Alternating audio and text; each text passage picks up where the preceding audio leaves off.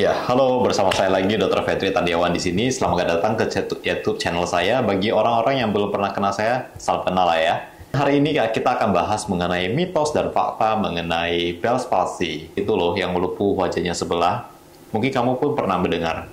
Biasanya Bell's palsy ini menyerang saraf bagian wajah ya. Kalau kalian datang ke dokter saraf ataupun ke dokter ya manapun lah ya, pasti dibilang, oke ini bu, ini adalah kelainan atau kerusakan di saraf ketujuh.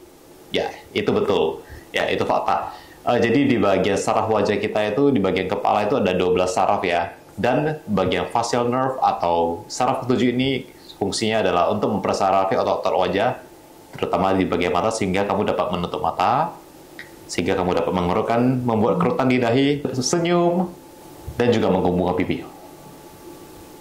Nggak bocor. Sekarang kita masuk ke sesi yang seru-seruan, yaitu adalah fakta ataupun mitos. Pernyataan pertama, Bell's palsy disebabkan oleh cuaca dingin. Ini tentunya masih mitos ya. Saya pengennya bilang iya, tapi tetap saja ini mitos. Ya, jadi ada yang bilang, untuk tetangga saya, wajahnya tiba-tiba merot gara-gara dia sering terkena AC. Sering kipas angin disodorkan atau disemburkan ke pipi dia, sehingga wajahnya lumpuh.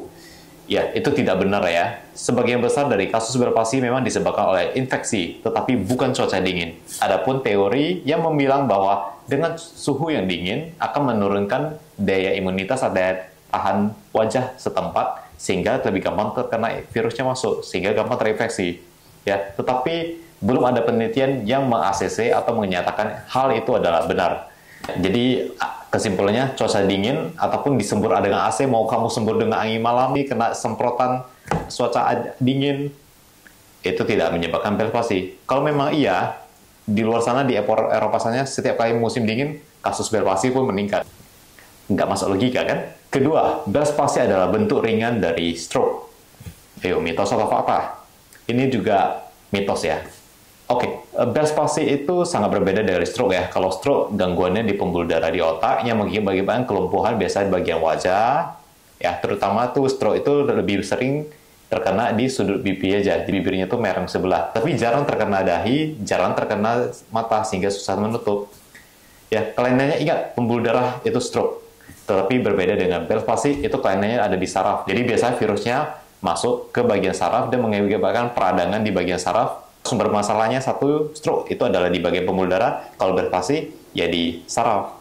Oke, pertanyaan ketiga. Dok, kolesterol saya naik dok. Itu kenapa wajah saya lumpuh? Pernyataan gitu ya wajar ya, mungkin karena kita kurang mengedukasi, tetapi dengan video ini itu tujuannya edukasi ya. Subscribe apabila kamu belum. Oke, jadi kita lanjut. Hal yang tersebut adalah mitos ya. Jadi kenaikan kolesterol ataupun kenaikan asam urat tidak menyebabkan Bell's palsy ya. Mau sampai kolesterolnya 300, 400 ataupun asam uratnya sampai angka 20, tetap orangnya tidak akan terkena Bell's palsy. Jadi jangan sampai kamu salah membeli ke apotek, membeli obat kolesterol untuk kasus Bell's palsy. Percuma. Lalu apakah Bell's palsy bisa sembuh? Bell's palsy ini bisa sembuh dengan sendirinya loh. Dia termasuk self-limiting disease atau bisa sembuh sendiri bahkan tanpa obat.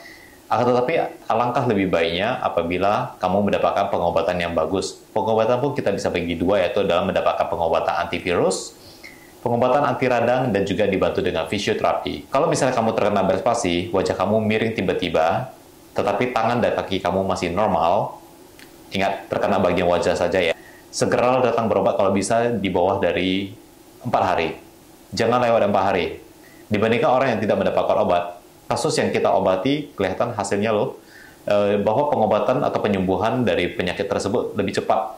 Kadang-kadang kalau misalnya kita biarkan aja, itu bisa hitungan bulan baru perbaikan. Tapi apabila orang tersebut datang di bawah dari 4 hari, misalnya dia lumpuh, dalam 4 hari dia langsung datang, dan kita langsung pemberian obat-obatan, itu penyembuhannya lebih cepat.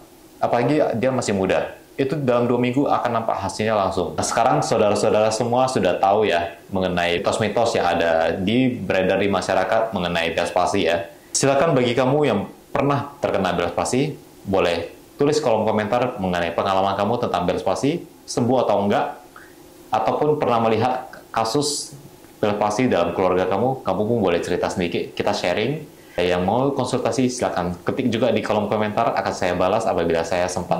Jangan lupa untuk like video ini apabila kamu rasa video saya ini bermanfaat, Dan ingat, bagi para kamu yang masih baru di channel ini, silahkan klik tombol subscribe dong, ya. Akan saya share video-video bermanfaat bagi kamu, konten edukatif, supaya kamu pun tetap lurus. Oke, jangan belok kanan belok kiri, tetap lurus saja. Ya, salam.